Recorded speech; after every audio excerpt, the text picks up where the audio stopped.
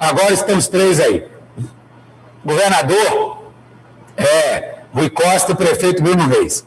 Para mim, lockdown é fechamento total do Estado. Isso não vai acontecer. Eu gostaria que os dois, primeiro o governador explicasse o lockdown na Bahia, depois o prefeito Bruno Reis explicasse o lockdown em Salvador. Numa linguagem bem coloquial, porque está uma confusão danada.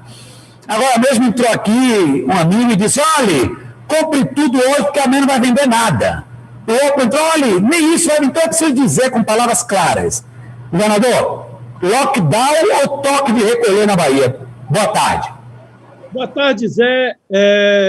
Nenhuma coisa, nem outra. O que nós estamos fazendo é o seguinte, o toque de recolher, ele continua funcionando no horário do decreto até a segunda-feira, conforme nós já publicamos o decreto existente. Como você diz, o termo lockdown, ele se refere a 100% das atividades fechadas, inclusive locais de venda de alimentos.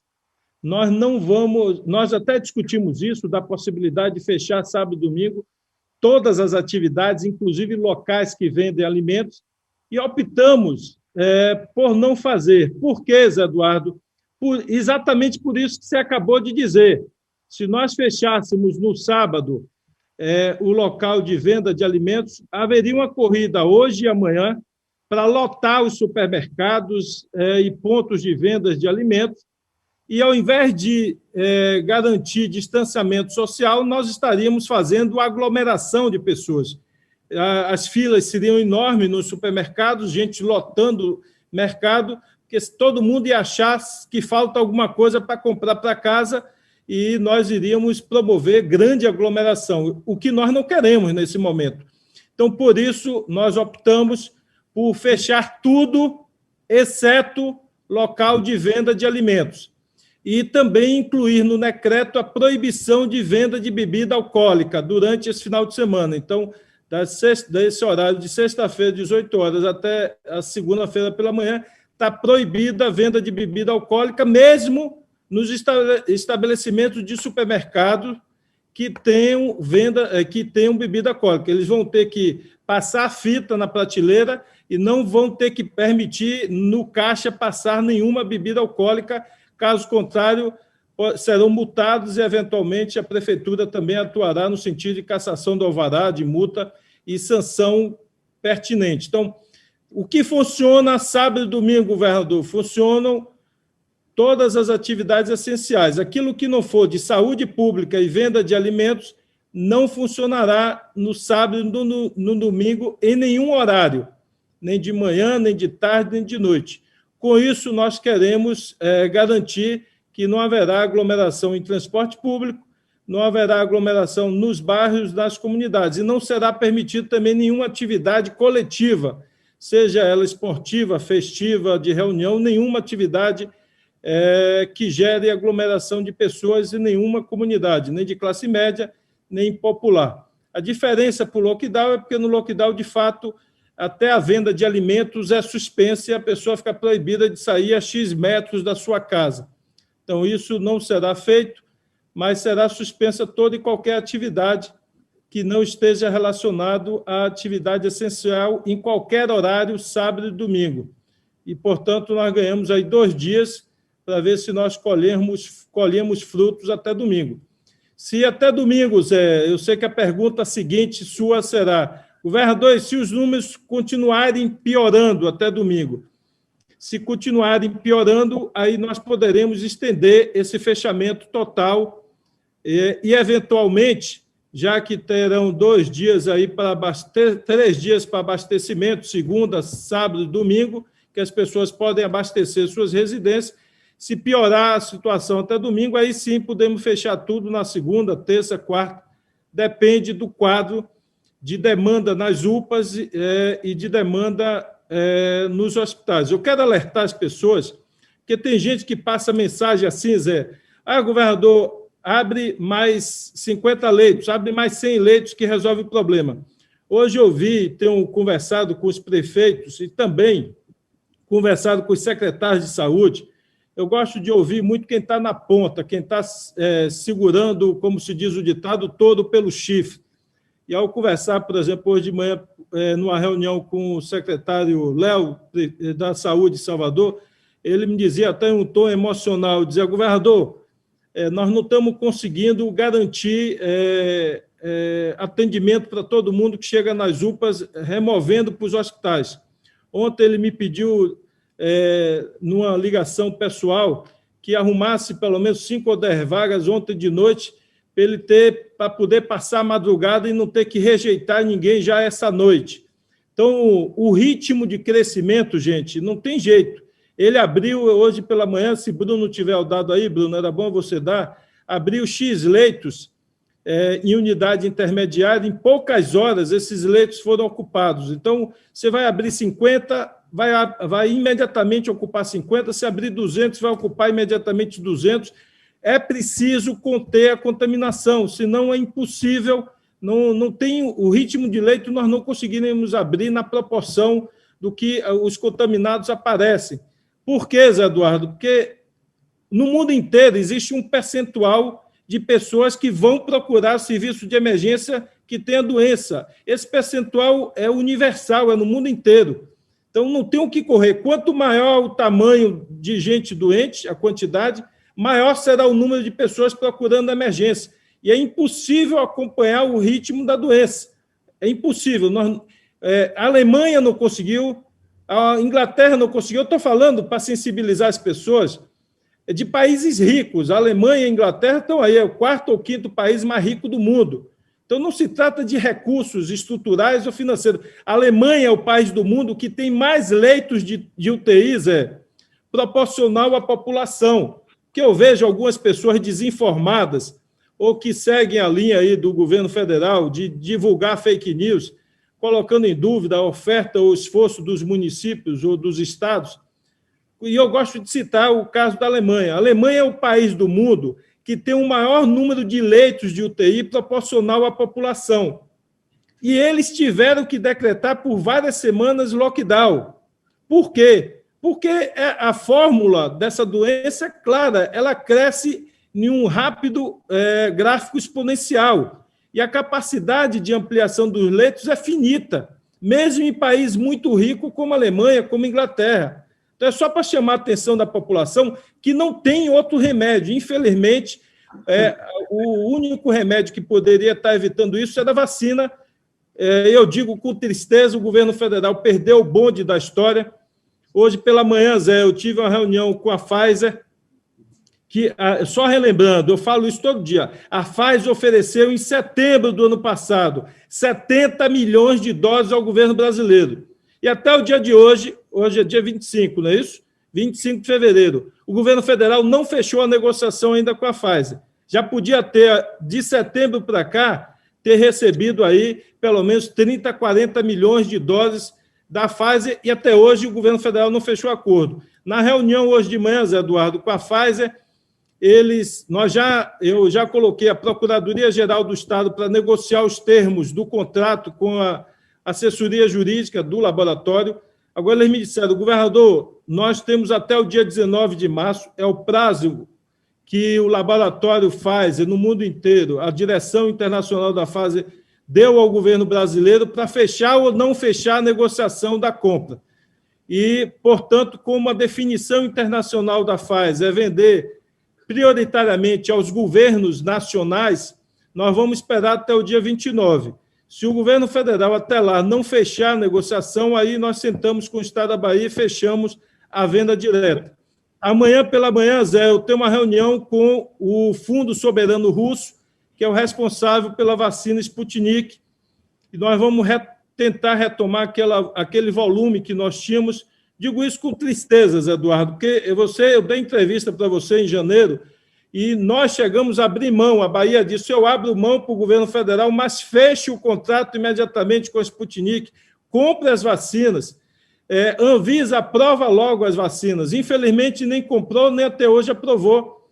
E graças à decisão do STF, amanhã eu posso fazer a reunião com o laboratório e dizer que nós queremos comprar vacina. Então, 8 da manhã, amanhã tem uma reunião via internet.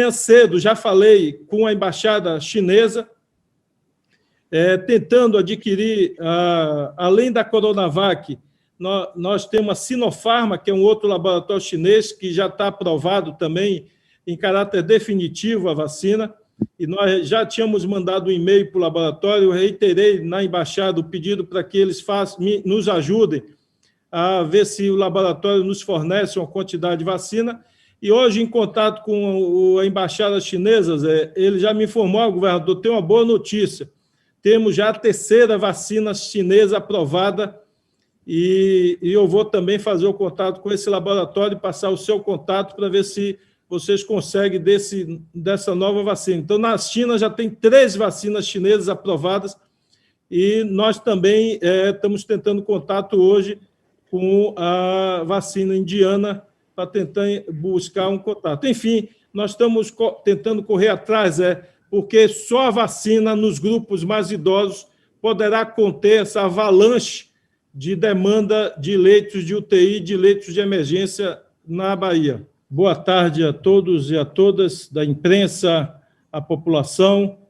Nós, nesse momento, o Estado da Bahia, junto com os municípios representados pelo OPB e mais o nosso prefeito da capital, Bruno Reis, estamos aqui para anunciar um conjunto de novas medidas que visam conter o avanço da doença, o avanço da contaminação, que, apesar dos esforços, ela prossegue, aumentando muito a demanda nas UPAs, a demanda nos hospitais, apesar de toda a ampliação de leitos que fizemos nos últimos dias e continuaremos a fazer, cresce o número de pacientes internados. Então, nós, conjuntamente, resolvemos fechar as atividades não essenciais a partir das 20 horas de sexta-feira até as 5 da manhã de segunda-feira. E esse fechamento se inicia já no final da tarde, com às 17 horas o fechamento das chamadas lojas de rua, né? O comércio convencional, às 18 horas com bares e restaurantes, e às 20 horas os shoppings.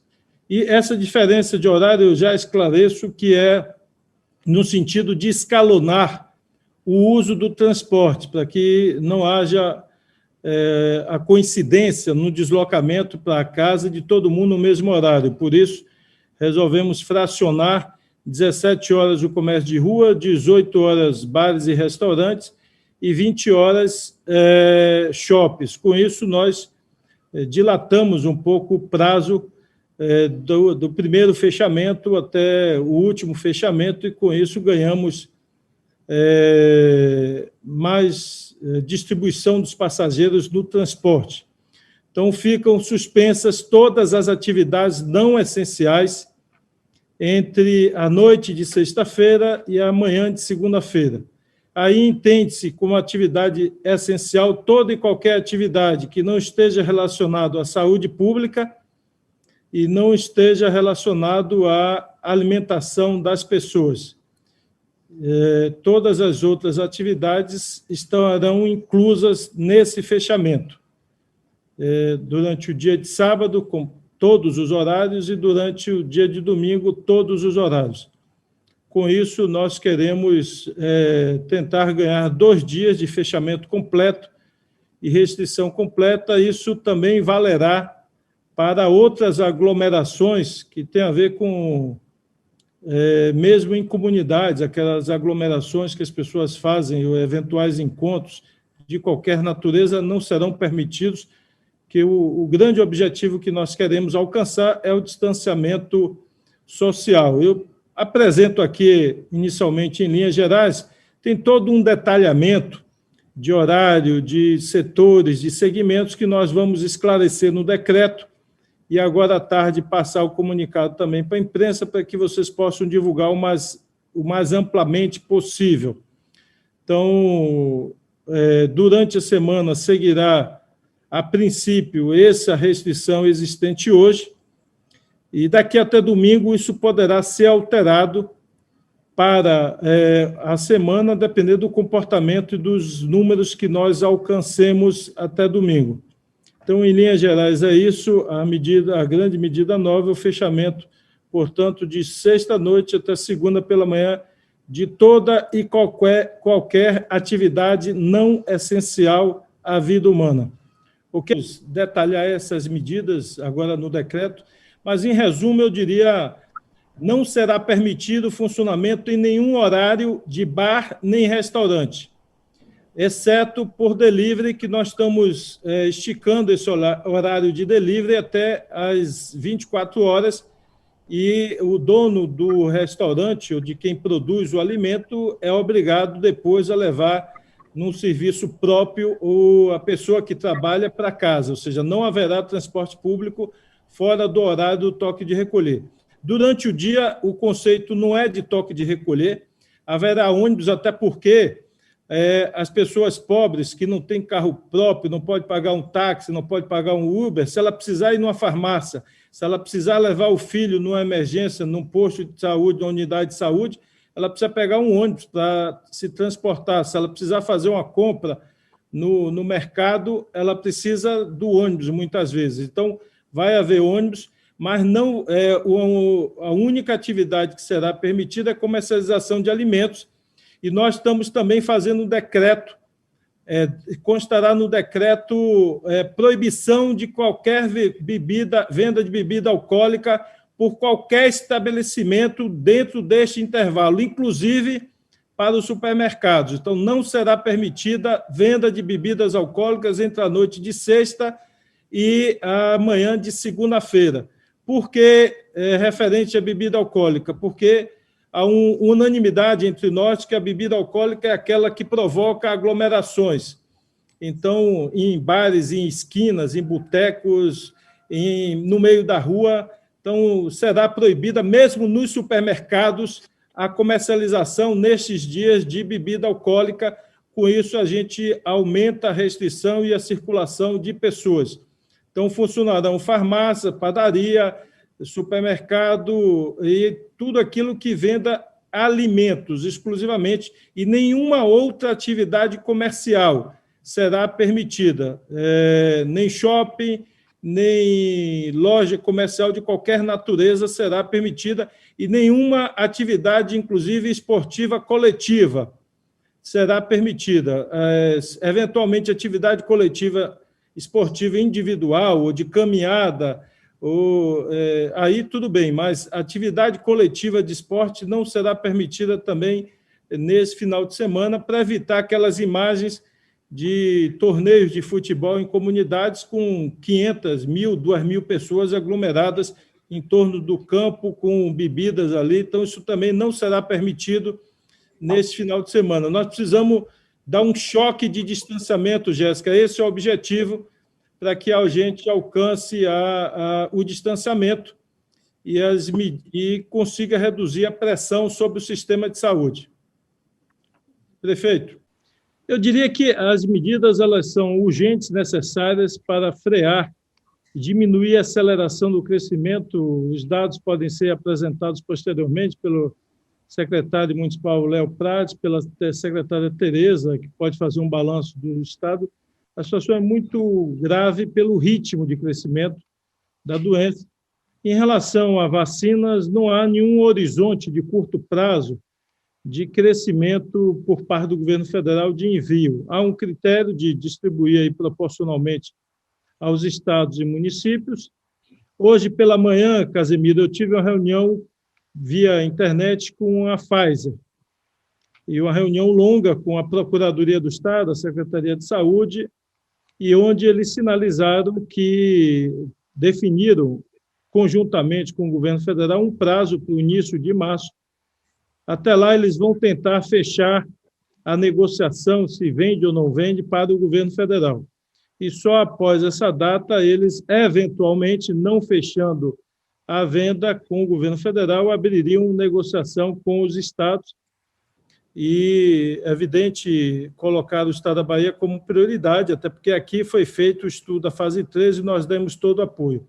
Amanhã pela manhã, às 8 horas, eu tenho uma reunião com o Fundo Soberano Russo, evidente, via internet, onde nós vamos discutir a possibilidade de retomar aquelas vacinas, uma vez que elas foram disponibilizadas no início de janeiro, e nós não podemos, nem o governo federal fechou o contrato, nem nós pudemos fechar aquela época, Casemiro, porque não tinha a decisão judicial que hoje nós temos do Supremo Tribunal Federal e nem tinha uma lei federal aprovando. E a Anvisa também não tinha regulamentado, como até hoje não regulamentou. Mas hoje nós temos a decisão do STF que nos possibilita fazer a negociação e, eventualmente, compra. Então, amanhã pela manhã, temos essa negociação com o Fundo Soberano Russo e eu espero que tenhamos boas notícias. Hoje pela manhã falei com a Embaixada da China, porque, além da Coronavac, nós temos uma outra vacina chinesa que está aprovada para uso definitivo,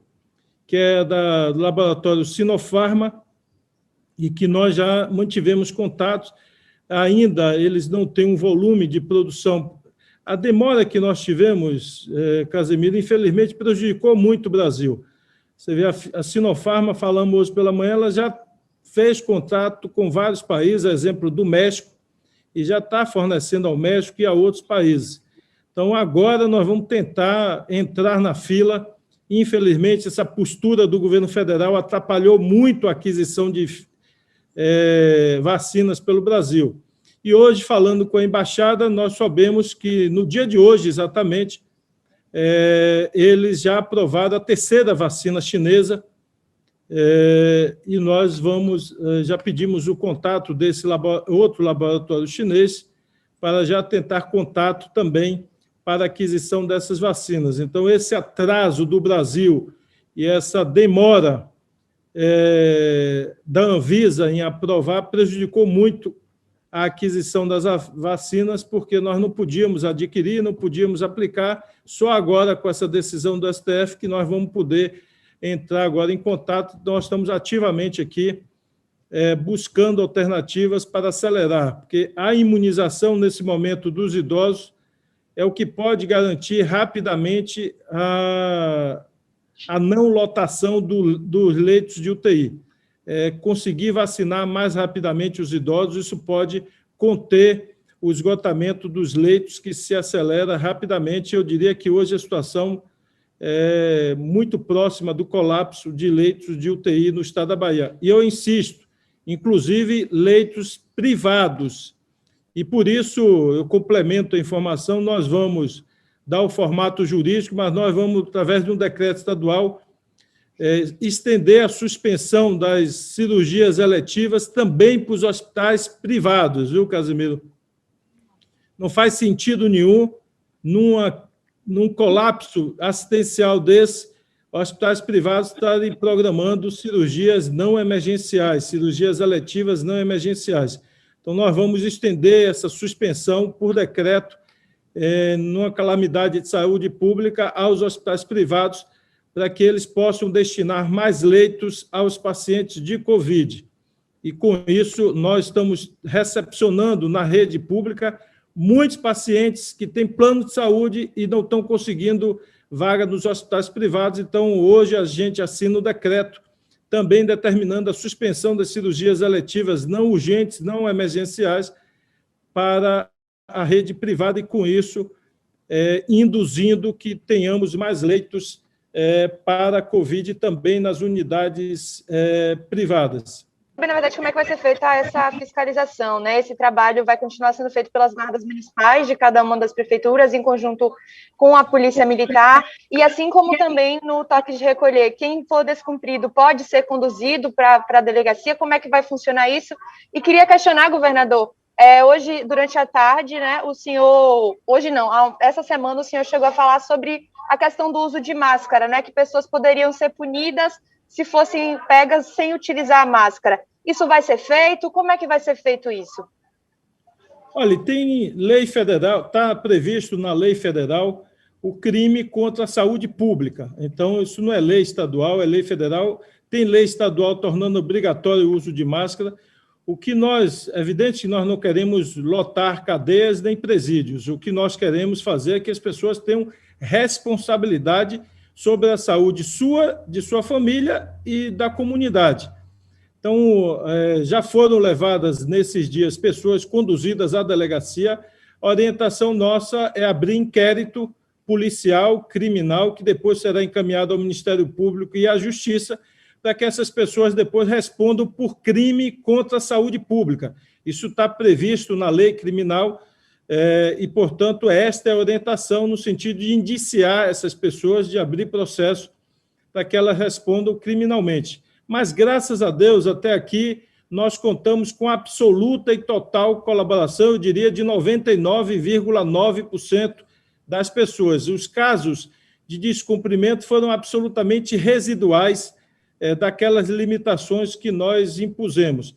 E a resposta sobre a fiscalização, sim, será feito de forma intensa com o nosso policiamento, da Polícia Militar, das guardas municipais, da Polícia Civil, e nós, inclusive, essa semana, reforçamos o policiamento com motocicleta, acrescentamos mais 100 motocicletas.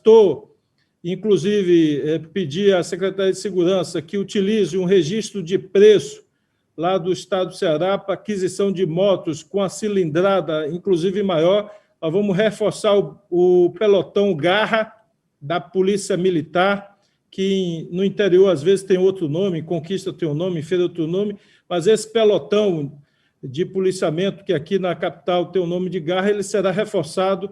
Nós vamos utilizar o registro de preço da compra do Ceará para comprar uma quantidade grande de motos para reforçar o policiamento, porque a moto ela é mais ágil, mais rápida e ela consegue, muitas vezes, garantir de forma mais eficaz o policiamento.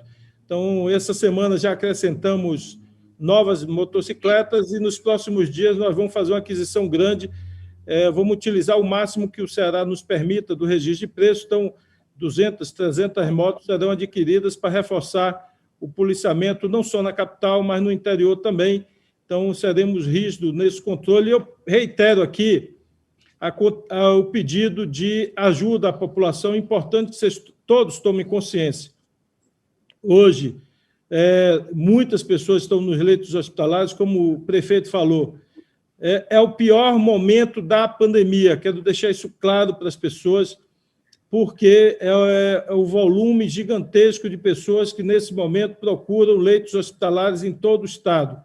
Então, cresce de forma acelerada, o que nos leva a crer que, nas próximas horas, a situação vai se agravar, então, medidas mais duras se tornaram necessárias. E, com certeza, a população vai contribuir. Nós estaremos com a força máxima de policiamento nas ruas, buscando garantir para dar dramaticidade da situação. Nós temos, nesse momento aqui, eu passei a mensagem aqui para perguntar à secretária de Saúde, em exercício, Tereza Paim, ela me passou a mensagem, nós temos 195 pessoas, nesse momento, aguardando na fila regulação para leitos de UTI. 195 em todo o Estado da Bahia. Então, isso dá o tom, é por isso que eu digo, por mais que você abra, nós temos quase 1.200 leitos abertos no Estado da Bahia, fora os leitos privados, os leitos municipais. Então, só agora na fila temos quase 200, 195. Então, isso dá o drama que nós estamos vivendo. Portanto, a pergunta também que eu recebi aqui, Zé, deve ser de muitos aí da imprensa, é para todo o Estado ou só região metropolitana? É para todo o Estado da Bahia. Então, a medida vale para todo o Estado da Bahia. Nós temos situação crítica de 100% de lotação em vários municípios. Na região de Jiquié, 100%, de Conquista está 96% de lotação, no Sul está 100%, no Extremo Sul está quase 100%. Então, os números estão muito severos e como nós estamos fazendo obrigatoriamente remanejamento de paciente de uma região para outra, nós temos que adotar essa decisão uniforme, então nós vamos estender essa decisão para todo o Estado da Bahia. Então, a medida passa a valer para todo o Estado. e com isso a gente espera alcançar algum resultado até o domingo de noite. Bom, eu queria, governador, agradecer a participação de todos, em especial dos prefeitos de toda a Bahia, da região metropolitana, de toda a imprensa, pedir o apoio da imprensa para ajudar na divulgação dessas medidas que nós estamos adotando, mas principalmente para ajudar na conscientização das pessoas de que nós só venceremos essa guerra juntos, cada um fazendo a sua parte. E queria, governador, passar a palavra para o senhor para as considerações finais. Obrigado a todos e fiquem com Deus. Olha, eu quero, primeiro, vamos tirar as dúvidas, depois aí no decreto vai sair mais detalhado e, eventualmente, os prefeitos darão entrevistas nos seus municípios, o governador também dará entrevista exclusiva, e isso vai facilitar a tirar dúvidas, mas, portanto, vale para todo o Estado, não será permitida nenhum tipo de aglomeração para nenhuma prática social, eu digo aí, vale religiosa, vale esportiva, vale artística, de qualquer outra natureza que não aquela essencial à vida humana. Então, não será permitido juntar público em nenhum lugar do Estado da Bahia nesses próximos dias. Então, agradeço a oportunidade e quero agradecer aqui a todos os prefeitos, em nome de Eudes Ribeiro, da UPB. Quero mandar meu agradecimento especial, em nome dos prefeitos também, a toda a equipe de saúde dos municípios, da rede privada, aos secretários e secretárias de saúde. Eu sei que muitos estão até com emoção, com voz embargada, com lágrimas nos olhos, tocando esse momento, mas com fé em Deus nós haveremos de passar esse momento difícil e com a vacinação sair logo disso, mas vamos contribuir nesse momento difícil que estamos passando. Que Deus nos abençoe, até a próxima oportunidade. Um abraço.